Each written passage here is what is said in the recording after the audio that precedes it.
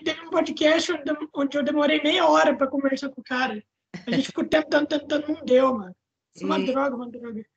Isso acontece. Até por conta que é o Skype, né, mano? Até por conta que é o Skype também. Isso, então tá, eu vou me apresentar, depois você se apresenta. Opa aí, pessoal, bem-vindos ao Vidas Podcast, meu nome é Lourenço Lorenzato, e hoje estamos aqui com Karen Ramalho. Karen, se apresenta pro pessoal e fala o que tu faz e quem que você é. Oi, boa tarde, pessoal. Meu nome é Karen Ramalho, sou atriz e diretora em dublagem, roteirista, arte educadora e locutora também. E estamos aí, mas essencialmente para viver eu vivo de dublagem. Cara, uma das coisas que eu vi também é que você era muito tímida e tal. Você já venceu a timidez? Não, na verdade não. Eu aprendi a lidar com a minha timidez, né? Inclusive a ida para o teatro, né? A busca por essa formação foi justamente para poder, de alguma forma, aprender a lidar com essa limitação, porque a minha timidez era tanta que chegava a limitar mesmo, né? As minhas relações e tal. Então eu achava que era muito importante. E como eu já fazia, eu aplicava o meu. Eu falei que eu sou arte educadora. Eu fazia aplicação de oficinas em escolas da rede pública, né? Um trabalho voluntário. E quando eu comecei, né, a timidez me atrapalhava muito. Então, eu resolvi fazer teatro por conta disso, especialmente, né? Para que eu conseguisse dar conta de executar as oficinas de uma forma que fosse eficaz, né? Né, bacana para os professores que estavam recebendo essas oficinas, né? Para poder facilitar, né? Para todo mundo a comunicação. Então, o teatro ele veio com esse objetivo primordial, assim.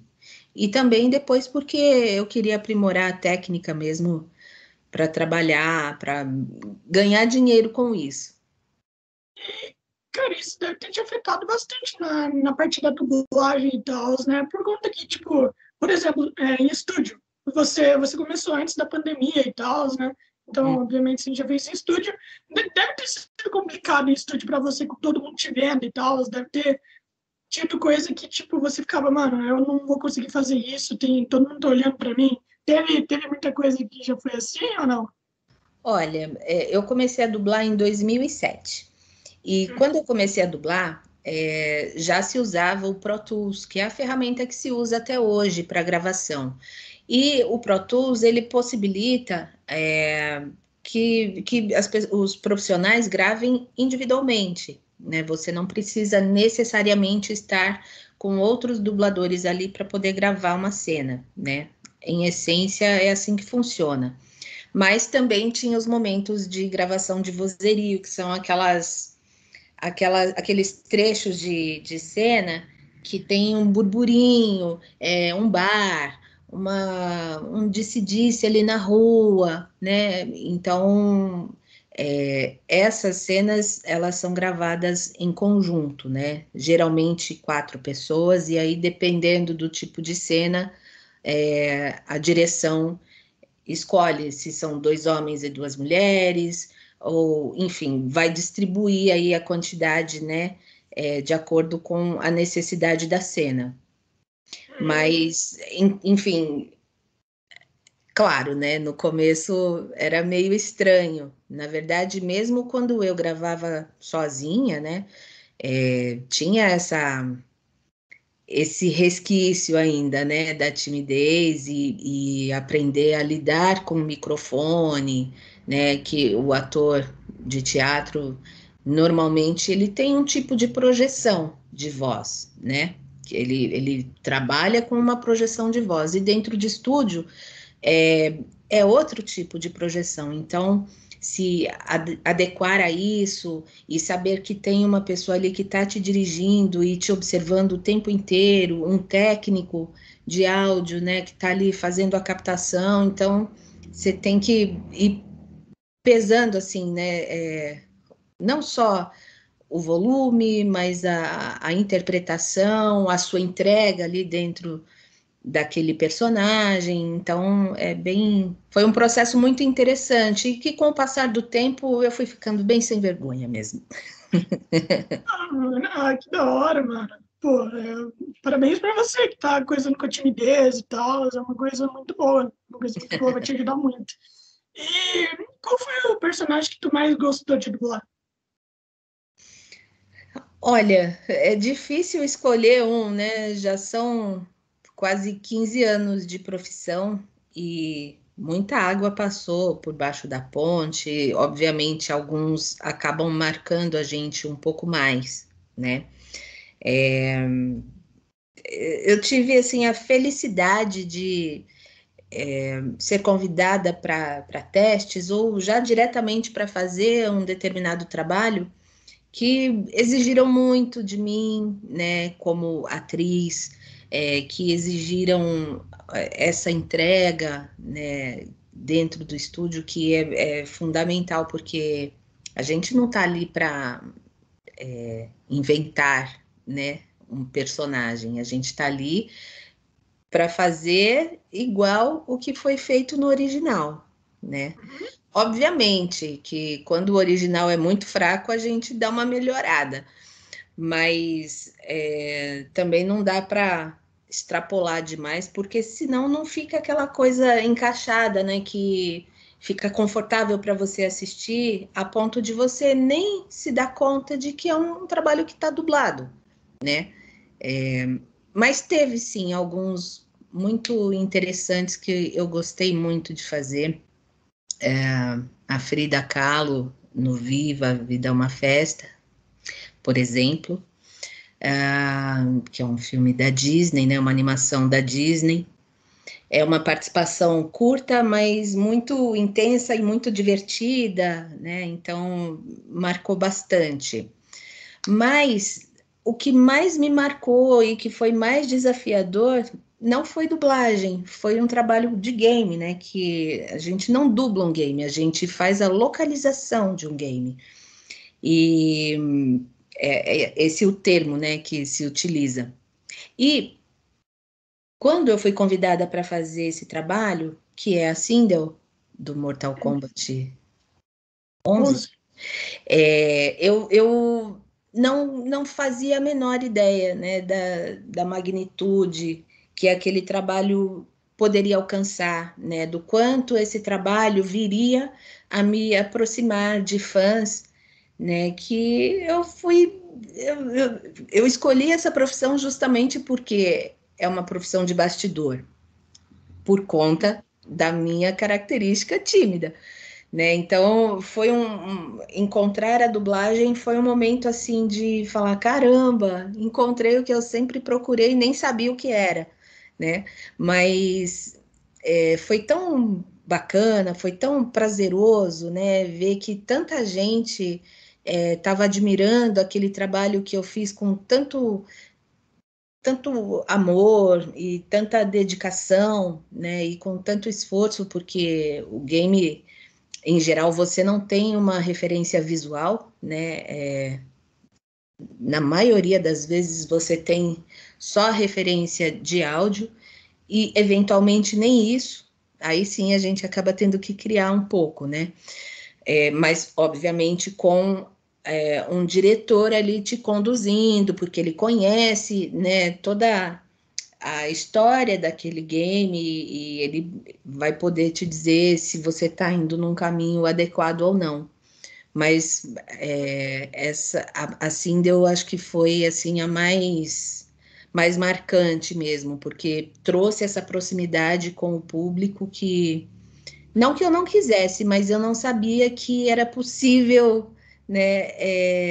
Dessa forma, com essa intensidade, tem sido muito bacana. Uhum. Pô, Mortal Kombat é um jogo mega famoso, né, mano? Acho que todo mundo conhece e tal. Você já conhecia antes? Você já jogava antes o jogo ou nunca tinha jogado? Então, isso é bem curioso, porque eu já tenho 48 anos, né? Não que pessoas da minha idade não joguem ou não devam jogar, nada contra. Mas eu sou da época do Atari, cara. Então, assim, eu não consigo me adaptar com os controles, né, dos jogos atuais, né, dos consoles atuais. E jogar no computador, então, nem pensar. Eu sinto que eu não tenho tanta coordenação motora, né? Então, eu joguei durante a minha infância, até talvez os meus 10, 12 anos, e depois disso eu não joguei mais. Então, mas foi muito interessante, assim, entrar novamente, mergulhar novamente nesse universo, só que de uma forma diferente, né? Não participando ali do jogo, né, de uma forma tão direta, né, interagindo, mas gravar uma personagem é uma coisa assim muito, muito, muito interessante, justamente por não ter essa referência visual, assim, é um desafio redobrado, eu diria, mas muito, muito divertido também. Cara, é uma pergunta que eu tenho, que eu nunca fiz, né, e tudo mais. É o seguinte, quando vocês dublam uma coisa gigante e tal, vocês costumam, depois de acabar, vocês ganharem um brindezinho? Por exemplo, você foi lá, você dublou Mortal Kombat. Você vai lá, você ganha, sei lá, o jogo do Mortal Kombat para poder divulgar, etc. Alguma coisa do jogo. Você ganha ou não? Olha, comigo nunca aconteceu. Já participei de muitos jogos, né, de muitos games, mas nunca aconteceu esse tipo de premiação, talvez seja a palavra, não sei, né? Um mimo, né? Não, comigo nunca aconteceu. Mas assim, o que eu vejo que acontece, isso por parte dos distribuidores e tal, né?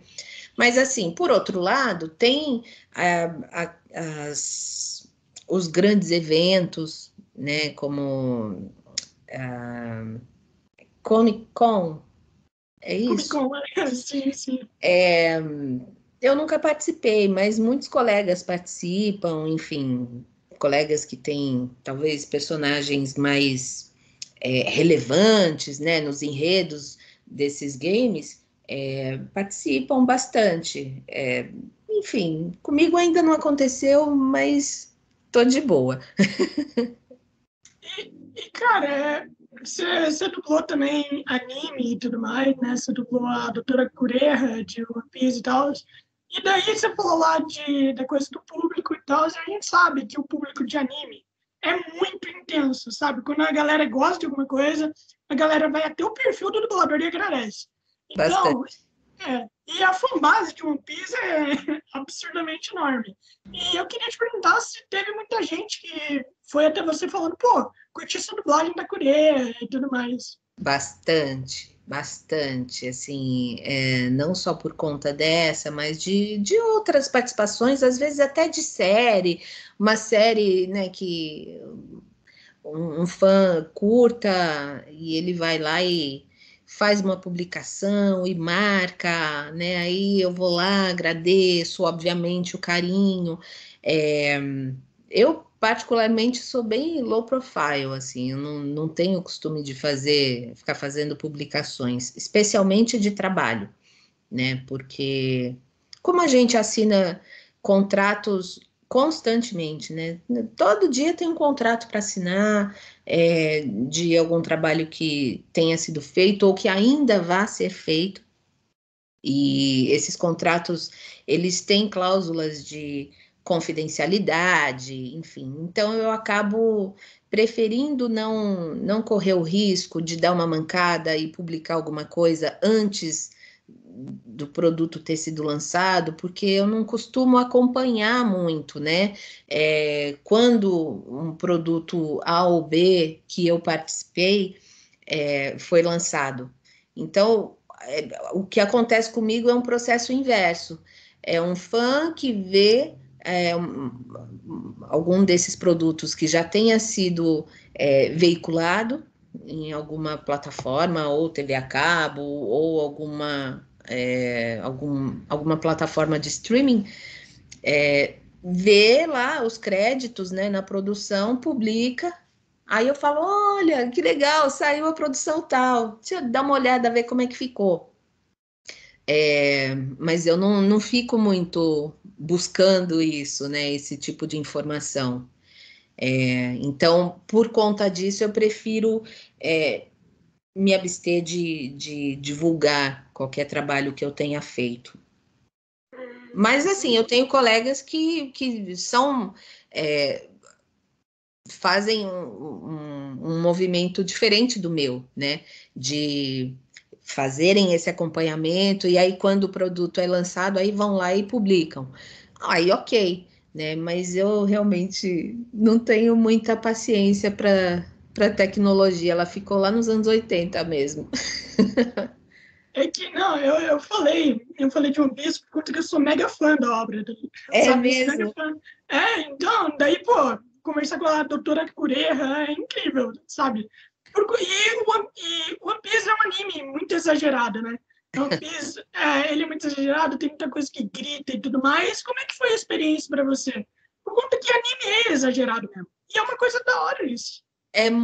Foi muito divertido, porque é uma personagem, né, surreal, né? Uma mulher de cento e uns bons anos, né? 120 anos, acho. É por aí. E com o corpinho jovem, a cara, né, de uma senhora bem maracujazinho, né? Então, é uma figura, assim, muito surreal, mas que entra na história de uma forma muito potente, e ela é muito divertida, né? Ela tem um jeito ácido, e foi muito bacana, assim, a repercussão dos fãs desse anime, né? De me encontrarem, né, nas redes sociais e buscarem esse contato de, né, dar um oi, dar um like, enfim, foi muito interessante esse movimento, ver, assim, sentir esse movimento acontecendo, foi muito bacana. Uhum. Cara, existe, tipo assim, é óbvio que existe, mas quando normalmente acontece uma premiação de dublagem aqui no Brasil? Deve ter, né? Deve ter alguma. Tem que ter. Teve durante alguns anos, né, o Oscar da dublagem. Eu confesso que eu não sei quem organizava esse evento, mas em algum momento ele deixou de acontecer, né? E agora, curiosamente, durante a pandemia,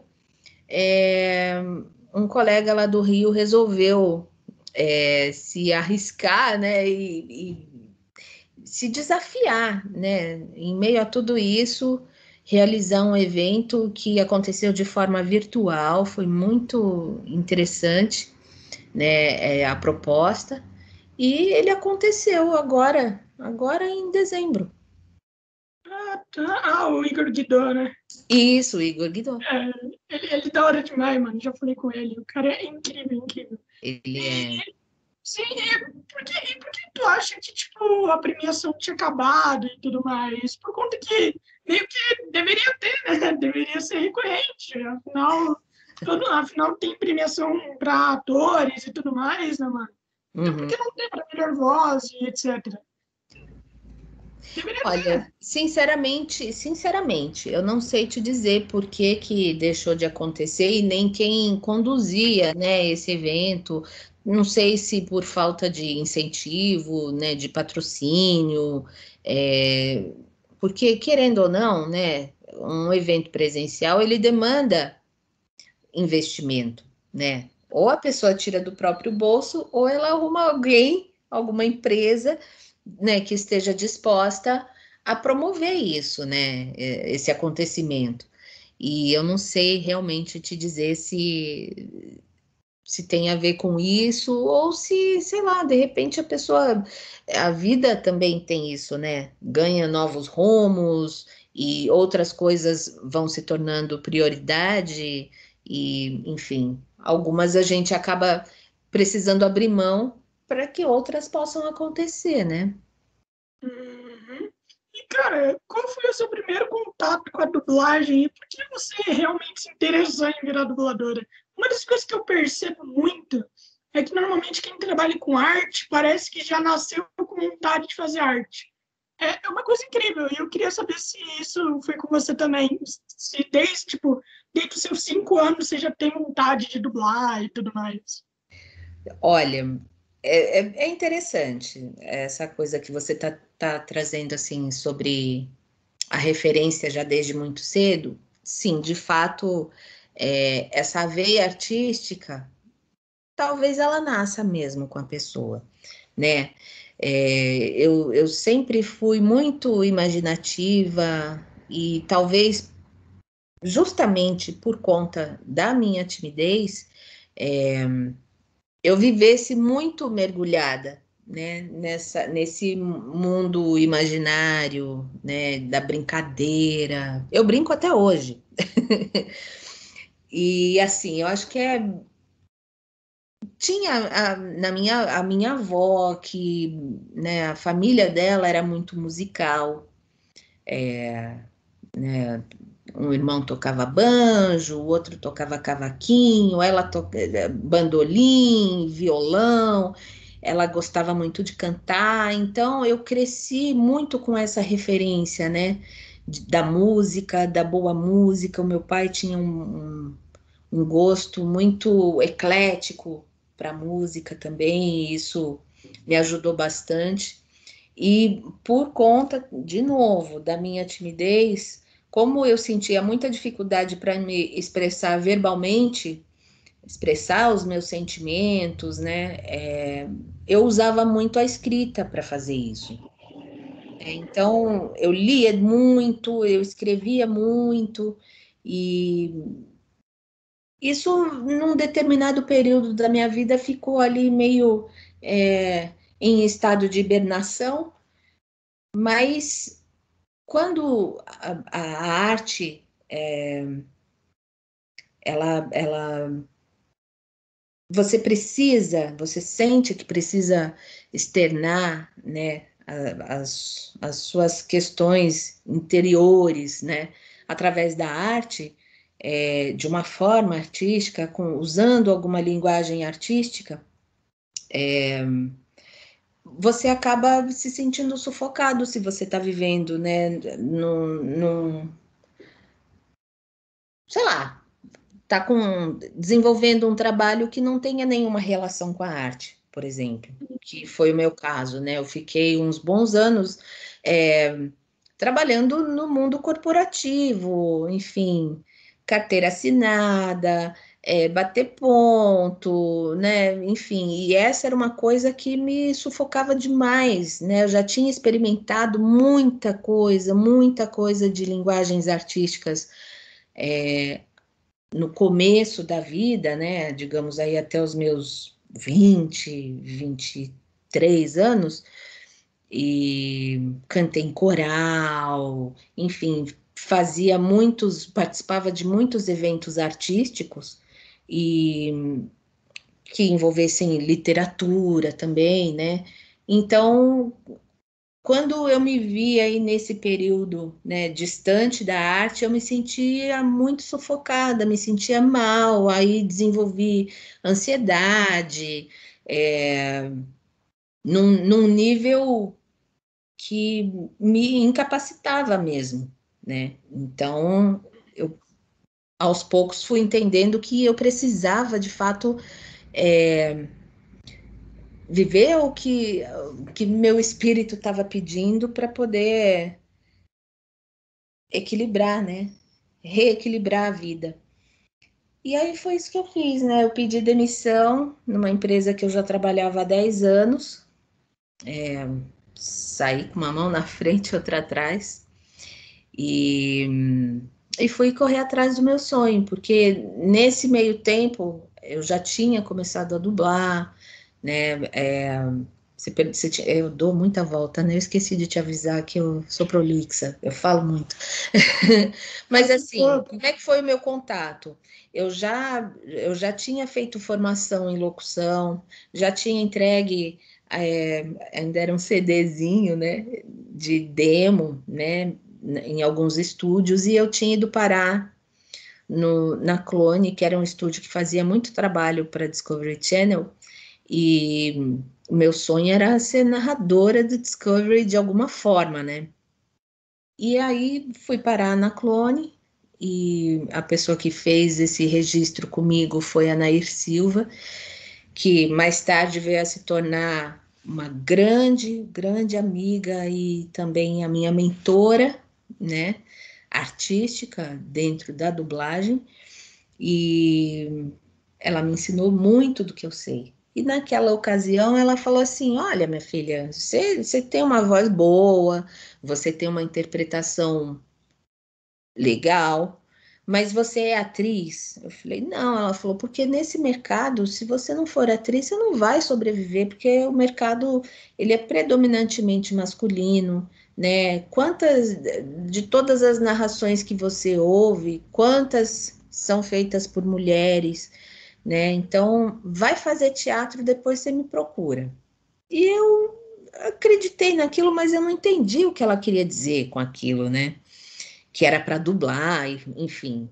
Eu simplesmente juntei aquela minha necessidade lá do meu trabalho voluntário, de fazer oficinas nas escolas, né? E não me senti tão à vontade para falar, né, diante de um público, com esse direcionamento da Nair. Eu falei, bom, eu vou ter que fazer alguma coisa, né? Porque a vida está me mostrando de algumas maneiras que eu preciso fazer teatro, né? Então não quero entender muito bem por quê. Eu vou fazer e pronto. E fui fazer. Mas eu só voltei a falar com a Nair uns 3, 4 anos depois, mais ou menos. E aí ela me recebeu, né, de braços abertos, foi muito bacana. E quem me levou até ela nessa segunda ocasião foi uma querida amiga, Maria Cláudia Cardoso, também dubladora, diretora de dublagem. Beijo, Maria Cláudia. E ela me levou porque a gente estava gravando num estúdio e ela falou: Ó, eu tô indo para Clone, você quer uma carona? Porque eu morava perto, né, da Clone. Eu falei: Ah, quero. E aí, quando eu tava meio chegando perto de casa, ela falou: Ó, você não quer ir comigo lá para, né, dar um oi, né, se fazer presente e tal? Eu falei: Ah, eu quero. Então, se pode, eu vou.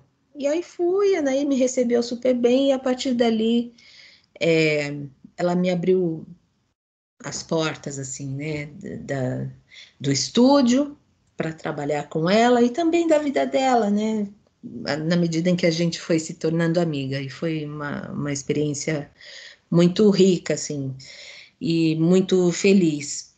E a partir dali eu fui aprendendo, né, a técnica. Eu já tinha feito o curso de dublagem, mas meio junto, né, com o curso de teatro.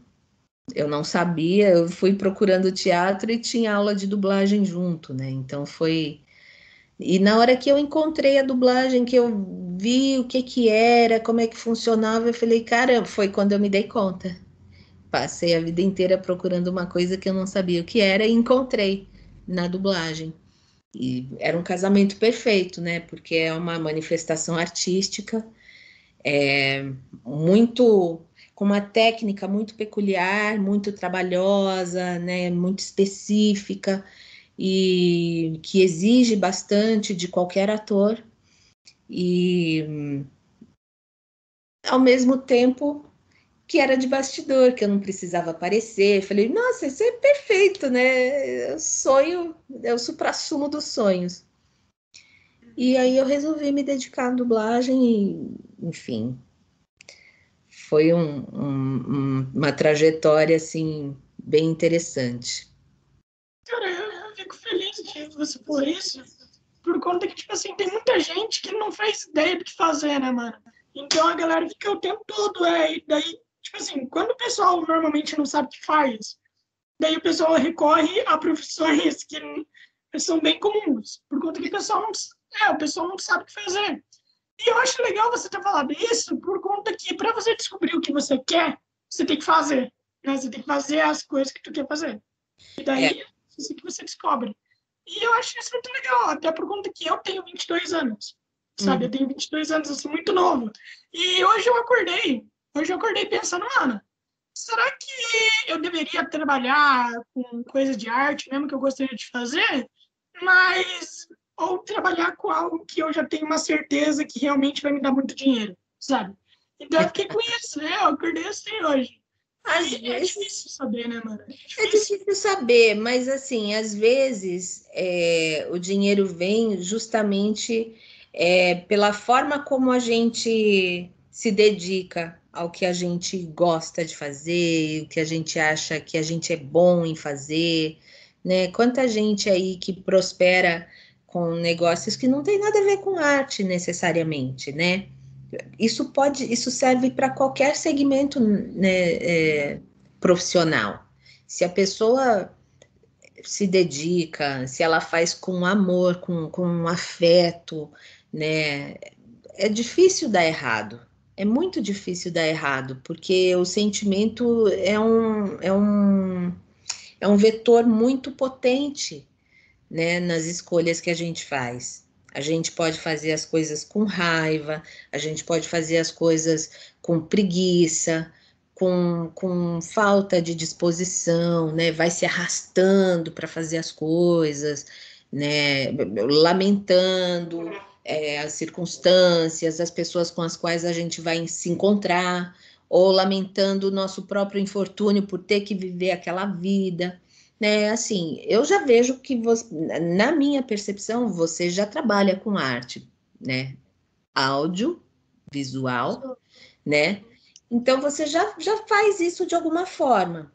Isso pode, talvez, mais para frente ter desdobramentos, isso pode sim te trazer muito dinheiro, né? Mas vai depender de uma série de fatores, né? Desses vetores, né? Que acompanham tudo que a gente faz, né? E eu penso que fazer com amor, mesmo quando é difícil, na dublagem não são tudo flores também, né? Como em qualquer outra profissão. Tem os momentos desafiadores, os momentos de cansaço extremo, né? Os momentos que a gente precisa ficar se deslocando de um lugar para o outro. Agora, durante a pandemia, menos, né? Porque são poucos estúdios que estão trabalhando presencialmente. Mas ainda assim é desafiador. Por exemplo, agora eu estou enfrentando a dificuldade, agora não, desde o começo da pandemia, de obras, né? Eu moro em prédio, então assim, começou com obra do próprio condomínio que já estava programada há muito tempo, e enfim, eles resolveram não adiar isso. Então foram 6 meses de muito ruído, muito barulho. E depois disso, uma vizinha no meu andar vendeu o apartamento, aí quem comprou quebrou tudo, deixou no osso. Essa terminou, eu falei, bom, agora acabou, né? Uma obra que ia durar 3 meses, durou 7. É, agora ela terminou, uma outra vizinha do mesmo andar resolveu começar uma obra também. Então, tudo pode ser desafiador e pode produzir emoções que podem deixar a gente descompensado ou não, né? Podem deixar a gente feliz ou não. Tudo vai depender de como a gente olha, né? Para aquela circunstância, para aquele lugar, para aquela pessoa, né? Então eu procuro enxergar dessa forma, porque isso me coloca tudo mais na minha mão, na verdade, né? Porque se depende de como eu estou olhando para isso tudo, então tá na minha mão como tudo vai se desenrolar.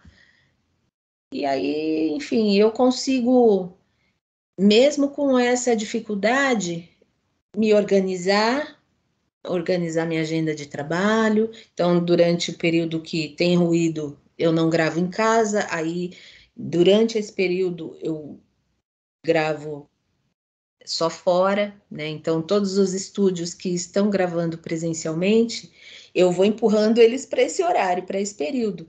Porque, né, o outro período, né, comecinho da manhã e a partir das 4 da tarde, aí eu priorizo para gravar em casa, né? Com os estúdios que só estão gravando remotamente.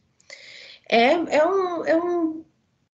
um jogo de xadrez, né? Mas assim, é um jogo constante de você ficar equilibrando os pratos e encontrar um caminho de não se cansar, de não se estressar com esse exercício que é constante, né? A vida não para.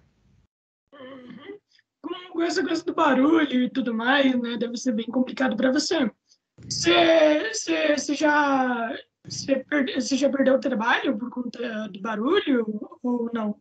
Não perdi, porque assim, por mais que seja um fator estressante, né, que no momento ali, na hora que a coisa acontece, a gente fica estressado, mas aí eu posso escolher se eu vou seguir estressada ou se eu vou seguir buscando uma solução, né? Hum. Então, rapidamente eu já me reorganizei, conversei com o síndico, falei, ó, então, como é que é? Qual o horário que vai acontecer esse ruído para eu poder me organizar com o meu trabalho, né? Então, acho que tudo depende disso, né? De como a gente vai conduzindo as coisas que vão caindo no colo da gente, né? Que a vida vai colocando na nossa frente e como a gente vai usando isso a nosso favor, né? Aliás, me mandaram te fazer uma pergunta por conta que eu tenho um amigo que ele é muito fã de um dos seus trabalhos, que é o Ghost of Tsushima, sabe? Sushi, Aquela, então, do cara do Japão feudal e tudo mais. Então, sim. daí ele perguntou como é que foi para você dublar Ghost of Tsushima, por conta que ele falou que é um jogo extraordinário. Eu nunca joguei, mas dizem que é incrível. Como é que Eu foi? também nunca joguei, mas assim, eu fiquei muito curiosa para ver qual era a cara do game, assim, né? E ele é lindo, é uma coisa linda. Eu já tenho uma paixão, assim, muito profunda, né, por toda a cultura japonesa. Eu sou budista desde criança, já estive no Japão, então participar de um game que tem um enredo, né, do Japão feudal, né, para mim foi assim algo muito especial, porque ela é uma samurai, mulher, né? Então, quer empoderamento maior do que esse? É difícil, né? Então eu fiz isso assim com uma paixão absurda, potencializada, né, por toda a minha carga já de paixão pelo Japão, e aí me deparar com um game que tem um enredo assim tão interessante e com qual a expressão mesmo que se usa para imagem, É, gráfico? para o gráfico, para a qualidade gráfica daquilo, eu fiquei chapada. Eu olhava aquilo e falava: caramba, que coisa magnífica de se ver assim, né? Eu ficaria muito tempo ali só assistindo, não necessariamente as lutas e tal, mas aquele gráfico incrível. Eu fiquei realmente apaixonada. Muito bonito. E foi também bem desafiador, lógico, né? Porque aí já é uma personagem mais madura, com um sofrimento de perdas, né? Importantes, perdas significativas, e, e aí junto com isso, né? Uma mulher samurai. Eu falei, nossa, vem, vem em mim. Então foi bem bacana, assim, foi muito prazeroso fazer essa personagem. Eu gostei demais. Uhum. Só aviso para quem estiver ouvindo e tal, quarta-feira eu vou conversar com o Cassiano Ávila, que ele faz o Ah, protagonista de Tsushima, sim. o Jin Sakai. Pô, incrível, mano, incrível. E foi assim, foi sem querer mesmo. Eu chamei os dois, só depois eu descobri que os dois faziam o mesmo jogo. Então, A gente contracena bastante, assim, curiosamente, né? Eu e o Cassiano, a gente volta e meia tá contracenando como par romântico, enfim, é bem interessante isso. E aí, nesse game, né, não são um par romântico, mas a gente sempre fica muito feliz quando a gente se encontra nas mesmas produções. Fala, poxa, eu tô fazendo tal trabalho. É muito bacana, porque a gente admira muito o trabalho um do outro. Então, é muito prazeroso, né? Você ver um colega de trabalho que, com o passar do tempo, se torna um amigo, né? É, crescendo, se desenvolvendo, né? É muito, muito, muito bacana ver isso. uhum. Cara, Como tu é o falou nome do seu amigo que você falou que é fã, que ele pediu para é, perguntar?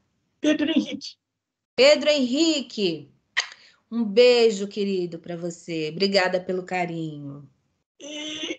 Cara, assim, tu falou que tu é budista e tal, né? Eu acho bem interessante budista, mano. Tanto que eu já conversei com um monge budista e tudo mais, né? Então, o que que chamou atenção para você virar budista? Olha, eu já pratico ano que vem, eu acabei de completar junto com a minha mãe, né, com a minha família, 39 anos de conversão e de prática budista, né? Então eu comecei ainda criança. Comecei porque os meus pais simpatizaram bastante, né, com essa filosofia e resolveram começar a praticar. E E não sei, assim, para mim era muito diferente de ir à igreja, enfim, de ouvir uma missa. É, tudo que eu ouvi ali, né, ao longo, tudo que eu ouvi nos primeiros anos, que eu era muito jovem, né, e embora não tivesse muito discernimento, respondeu muitas questões que eu poderia ter tido ao longo da vida, né, daquelas questões existenciais, né, que quase todo mundo passa. Então, foi uma prática que me ensinou que não existe beco sem saída nessa vida, né? E entende por que que eu gosto tanto dessa palavra de empoderamento? Porque o budismo ele me ensinou isso, né? Ele ensina que o poder vem de dentro de você, é de dentro para fora, não de fora para dentro. Então, eu cresci com esse tipo de direcionamento na vida, né? Com esse tipo de perspectiva, com esse tipo de olhar em relação à vida, né? Que tudo parte de mim, né? Então, como eu vou conduzir a minha vida, né? Não tem essa coisa de você colocar a responsabilidade das suas mazelas ou das suas alegrias num poder externo, né? Hum, É um poder que é interno. sim, sim. Pô, interessante, interessante. Depois eu vou pesquisar. Eu acho que é uma, budismo é religião ou é filosofia? É uma religião. Não, eu usei a expressão filosofia por conta das doutrinas que a gente aprende e tal, né? Mas assim, é uma religião muito completamente livre de dogmas, né? Então, eu pratico o budismo Nichiren na Soka Gakkai Internacional. E eu nunca senti a necessidade, né, mesmo tendo começado muito, muito criança ainda, nunca senti a necessidade de buscar respostas em outra religião. Respeito todas, obviamente, mas eu nunca senti essa ânsia, né, por buscar beber outras águas, né, de outras religiões, porque eu sempre encontrei no budismo resposta para tudo que pudesse me afligir, né, ao longo do caminho. E fui encontrando soluções, né? É uma religião realmente maravilhosa. Uhum. E tu é diretora de dublagem, né, e tal. E daí, eu sempre fico na dúvida, assim, na questão cara, como que você faz para encontrar os dubladores perfeitos para os personagens, entende? Por conta que deve ser uma coisa difícil. Tem muito dublador, onde que você acha os dubladores que tu quer? Tipo, dublador novo. Onde que você vai achar, mano, os caras? É bem difícil. Como que funciona essa seleção para dublar e tal? Olha, é uma boa pergunta, porque, obviamente, a gente tem aquelas pessoas que a gente admira mais o trabalho, enfim, né? E não necessariamente são nomes consagrados, por exemplo, né? Claro que quando a gente vê, assim, a gente está ali assistindo uma produção para poder escalar e definir quem eu quero que faça aquele personagem e tal, o que eu vou pensar ali naquele momento? É, esse dublador, ele combina com a personalidade dessa personagem que está se apresentando ali, né? Eventualmente, você pode até ver que tem assim, um dublador geralmente ele dubla um ator, uma atriz, e se funciona bem, ele vai repetindo, né? Ele vai, cada vez que aquele artista participa de uma produção, a tendência é que se escolha o mesmo dublador para fazer, para dublar aquele artista. E só que eventualmente, não que o dublador não tenha a habilidade, né? Mas talvez não combine tanto com aquela personalidade daquela personagem, não daquele artista, né? Então, pode acontecer de você pensar numa outra pessoa que chegue naquele lugar daquela personagem com uma prontidão maior, com mais propriedade, né? Então, eventualmente, isso pode acontecer, por exemplo. E isso para qualquer um, assim, né? Na verdade, eu costumo usar, eu faço pesquisa, né? Quando eu vou escalar. Então, eu faço uma pesquisa para ver quem já fez aquele artista. É, e aí, dependendo da personalidade, eu vou ver dentro daqueles que já fizeram, qual que eu considero, de acordo com a minha perspectiva, de quem acabou de assistir aquela produção, quem eu considero que funciona melhor para aquela personagem, né? Mas assim, eventualmente a gente também trabalha com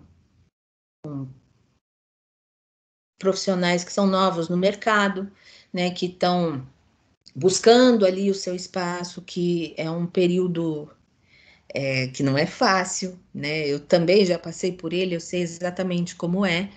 E eu gosto muito de dar oportunidade não só para esses novos de mercado, mas também para pessoas que estão aí já há um bom tempo e por alguma razão não dá aquela super alavancada, né? Então eu acho que é legal assim apoiar sabendo que a pessoa tem competência para realizar aquele trabalho, por que não? Né? Por que só um elenco estelar e ficar usando as mesmas vozes? Tem outras pessoas com tanta competência quanto e que estão ali, né?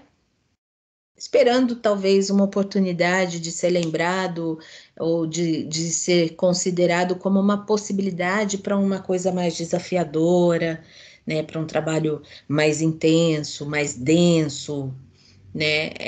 Então eu gosto muito de de fazer isso, assim, de trabalhar com pessoas às vezes improváveis e que funcionam com uma precisão assim que, nossa, é muito gratificante ver o quanto deu certo fazer aquela escolha, assim, sabe? Arriscar na linguagem, né? Que hoje em dia a gente tem tanta limitação, né, de alguns distribuidores que vêm com limitações de linguagem mesmo, né? Ah, não pode falar palavrão, não pode falar isso, não pode falar aquilo, e aí o trabalho vai ficando engessado e quem está assistindo não sabe, às vezes, né, que não é uma escolha artística, mas é uma escolha de negócio, né? Porque ou o estúdio faz como o distribuidor está pedindo, ou não faz, né? Então, a gente vai buscando, eu gosto muito disso, assim, de buscar um caminho do meio, né? Até, né, por ser budista, aprendi a exercitar muito isso. Então, não precisa ser tão engessado e também não precisa ir àquele extremo que o cliente não quer que vá. Mas quando deixa também, aí sai de baixo. Cara, tu já é dublador há muito tempo e tal, então eu queria saber quando que veio essa coisa de, beleza, agora tá todo mundo livre para poder falar palavrão na dublagem, poder adaptar e tal, por conta que antigamente não podia, né? Antigamente não podia falar palavrão.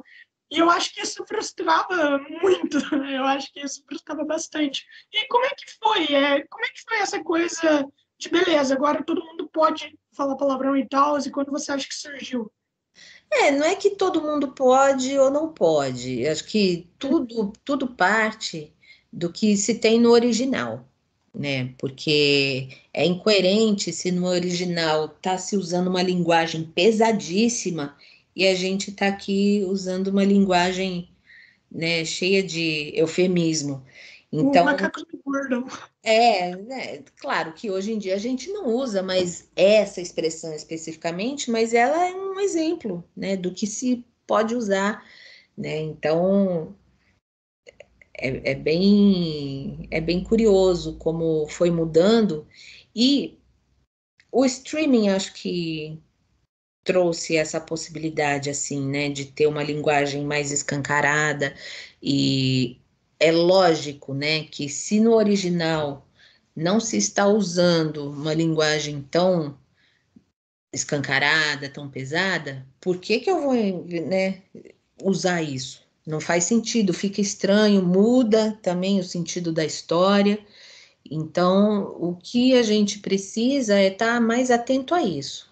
É no original, né? Se o original está pedindo aquilo, né? E quando a gente recebe a produção, a gente recebe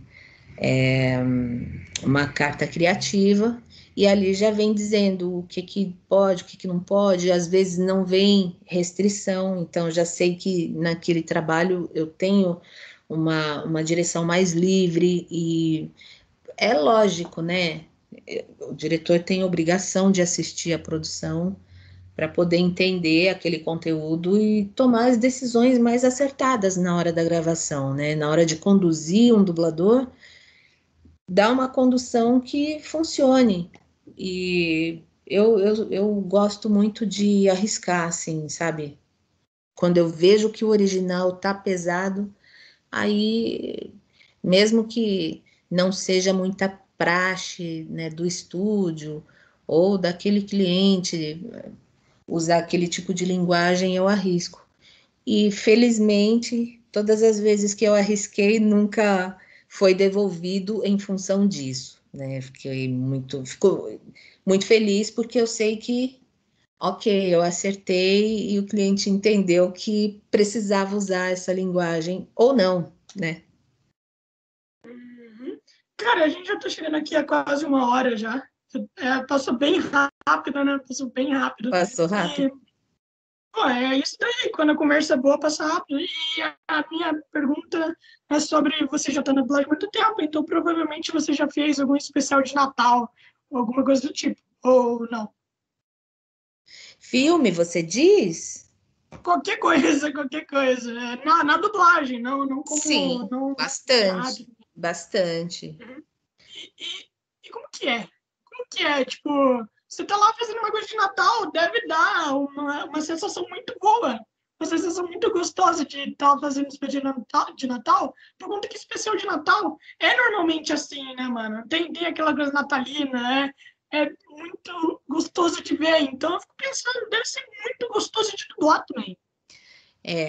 Embora eu seja budista e não festeje, não comemore o Natal, por ser uma data, né, de comemoração religiosa, eu respeito muito, naturalmente, né? É, enfim, quem celebra, respondo carinhosamente, mas eu entendo que é uma época de em que acontecem muitas reaproximações, é uma época em que as pessoas se permitem perdoar e ser perdoadas muito mais do que em qualquer outra época do ano. Bons sentimentos, né? É uma época de sentimentos mais leves, né? De mais esperança, né? Para o próximo ano.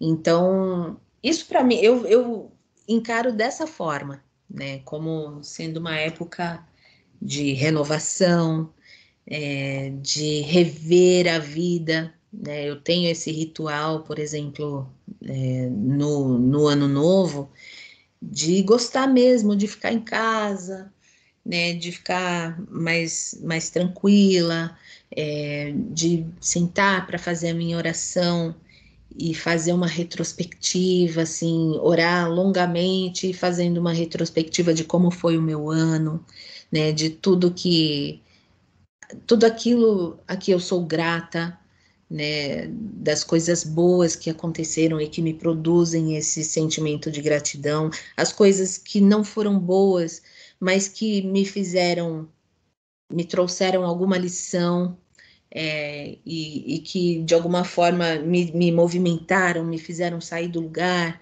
né? E com isso acabar me desenvolvendo ainda um pouco mais, desenvolvendo novas habilidades, novas capacidades. Então, até pelas coisas ruins, eu gosto de agradecer, né? Porque elas empurram a gente para um lugar diferente e que, de um modo geral, dependendo de como a gente faz as nossas escolhas, esse empurrão nos leva para um lugar melhor do que o que a gente estava antes, né? Então é muito prazeroso. É uma época que tem muitos filmes de comédias românticas, né? Que é uma coisa gostosa de fazer, divertida, leve, né? Sem uma densidade muito grande, né? A gente já tem o ano inteiro para viver coisas densas, né? Então, o final de ano é um momento assim para experimentar mais leveza mesmo e dar aquele refresh na vida, né? Começar tudo de novo no dia 1º de janeiro. Então, beleza. Então, a gente vai acabar por aqui. Tudo bem para você? Mano, a gente já chegou uma hora, foi muito rápido. Que A bom! conversa foi muito boa. Você é uma pessoa sensacional, mano. Obrigada, Lorenzo. Gostei da entrevista. Realmente foi muito leve, foi muito rápido, né? E muito prazeroso mesmo. Fico feliz e grata pelo convite Eu que e agradeço. desejo assim uma prosperidade enorme para você, para o seu podcast, que ele te traga dinheiro, se ainda não traz. Mas assim, que ele te mostre um universo de possibilidades, né? Para você fazer assim as melhores escolhas possíveis. Um excelente final de ano, né? Assim, de bastante regeneração mental, física, emocional, né? A gente está vivendo um período tão conturbado, né? Que a gente nunca experimentou. Já estamos até acostumados, né? O ser humano tem a capacidade de se acostumar a tudo, até com coisa ruim. Mas a gente não pode esquecer que num dado momento a gente precisa retomar, né, as nossas ações do cotidiano. Muita gente desaprendeu como frequentar lugares, né, como se comportar com as pessoas por conta de tanto distanciamento. Mas eu penso que é bem importante a gente ficar atento, né, ao fato de que mesmo de forma virtual, a gente pode se manter próximo, né? Manter a coisa acontecendo. Eu não parei em momento nenhum, né? Tirando assim, mentira. O primeiro mês foi assim um mês, né, de a gente até gruda na parede, né, com aquele impacto assim de tudo que estava acontecendo e aquelas maratonas de séries intermináveis, né? E uma hora você fala, e aí, né? Eu não posso passar, não sei quanto tempo isso vai durar e eu não posso viver assim indefinidamente, né? Então, retomar a produtividade na vida foi assim uma coisa muito potente e muito transformadora num momento em que muita gente estava sofrendo tanto, né, com essa carência do contato, mas esse contato é possível, mesmo que à distância. Então, a gente vai escolhendo, né, o que que a gente pode, o que que a gente deve fazer, o que que não deve. Isso vai muito, né, da régua de cada um, mas, acima de tudo, não ficar parado, né? Não ficar perdido no limbo, né? Isso é bem importante. Se manter ativo. Cara, ótimas palavras, realmente, mano. Tipo, muita gente realmente desaprendeu a se comunicar, mano. Se comunicar. Por isso que o podcast é tão importante, ainda mais em momentos pandêmicos, assim. Eu acho que é muito bom. Até por conta que tem coisa que a galera às vezes precisa ouvir e tal, daí não tem como. E eu sempre chamo gente diferente, então é muito divertido isso. E, cara, assim, divulga o que você tiver que divulgar, daí a gente acaba por aqui.